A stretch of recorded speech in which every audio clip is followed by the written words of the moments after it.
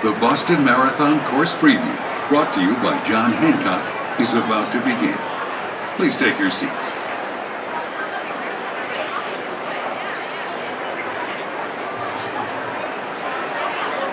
It's finally here. The moment you've been working toward for longer than you can remember. And as you stand at the starting line, your heart beating out of your chest, you'll know that however tough the journey was to get here, it'll be no match for the one that lies ahead. When that gun goes off, it's like your heart almost stops for 1 second. And you pause and realize this is really going to happen. I'm at the starting line of the Boston Marathon. For 364 days of the year, this course is just 26 miles and 385 yards of curbs and street. But on this one day, this course is a beast that can come up and grab the competitor. You're ready to go, your adrenaline's pumping, and you know it's going to be an awesome day.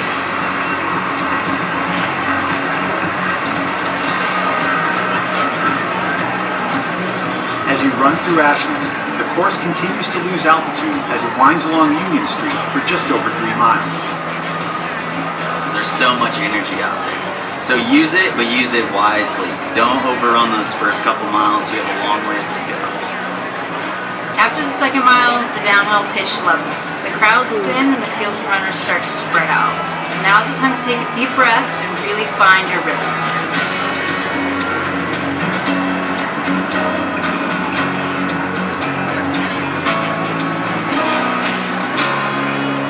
You're about to enter your third of 7 towns throughout the course. Just stick to your plan. It's still very early.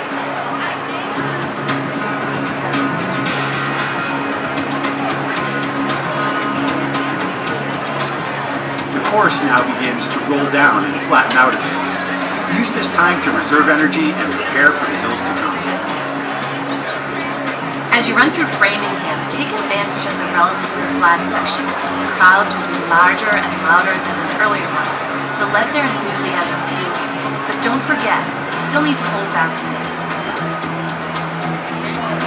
The 10K point is one of the most crucial on the entire race course, because if you're running at a pace that's faster than your personal best, you may have gone out too quickly, and you'll immediately need to adjust your pace.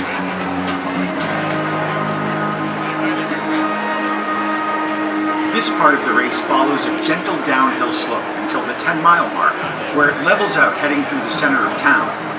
Here, the wheelchair athletes take advantage of the flat stretches of the course to conserve energy. Through Natick, enjoy the rolling terrain.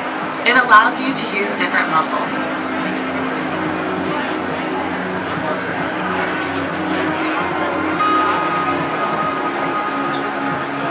There's sort of a quiet area between Natick and Wellesley, not quite as many fans. But that's the calm before the storm, because when you hit Wellesley College, it's going to get loud, and you can't hear yourself think.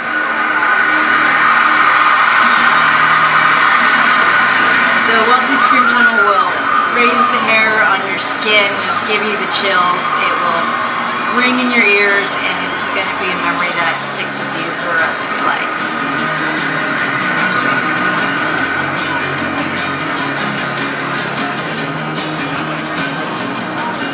As you cross the halfway point, you get really excited because you start counting down, realizing that you've run further than you have left to go.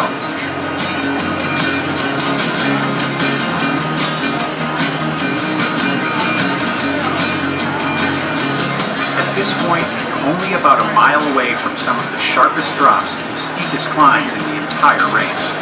This is a good place to really gauge your energy. And if you're not feeling fresh, to just slow down and take some time to regroup. As you're leaving Wellesley, you'll be entering Newton Lower Falls, which is the steepest downhill portion of the course. And it's really the first of 4 hills. You've got to control yourself going down that hill between 15 and 16 miles.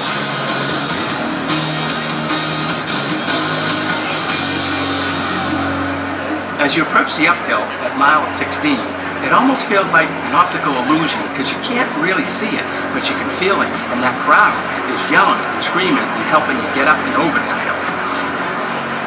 Be prepared, because this part of the race takes you along a highway overpass, dramatically exposing you to the heat, the rain, the wind, or any other elements the day might bring.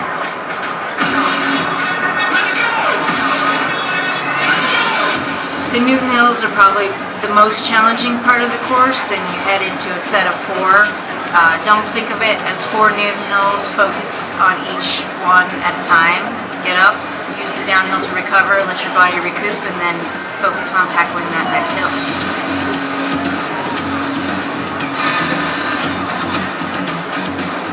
Up until you reach Commonwealth Ave, you really haven't made any big turns the entire race.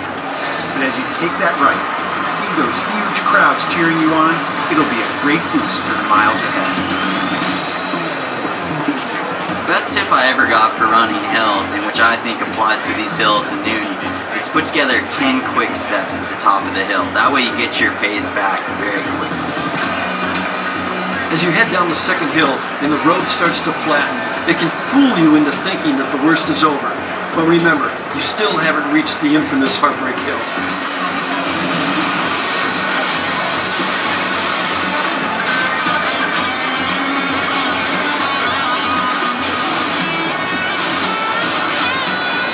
Heartbreak Hill is the last major incline of the race. So once you make it to the top, it's okay to celebrate. After that, you start to descend into the city, and the boisterous crowds along Boston College will help motivate you in those final miles. After the runners crest the top of Heartbreak Hill, now they must go down the backside of it. That's where they'll pass a cemetery, and they'll soon understand why more elite leads have been lost in that very mile than any other mile in the entire race. That's why it's called the Haunted Mile.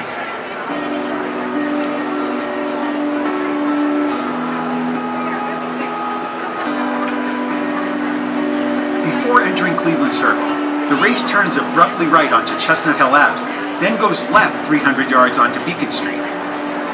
Here, it's good to maintain your speed going into the left-hand turn, but you also need to be careful of the train tracks that you will need to cross. As you leave Cleveland Circle and head towards Coolidge Corner, everything will be hurting you. Your calves, your quads, your hamstrings, your arms. But keep moving forward. You've prepared for this moment.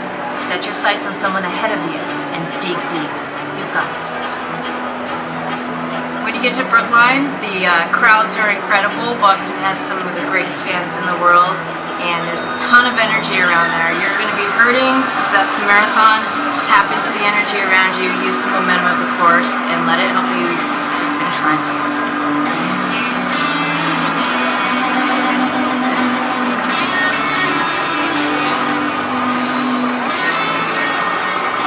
The toughest part about running along Beacon Street in Brookline is that you start to see the city landscape and you see the Citgo sign, and it doesn't seem like it's getting any closer.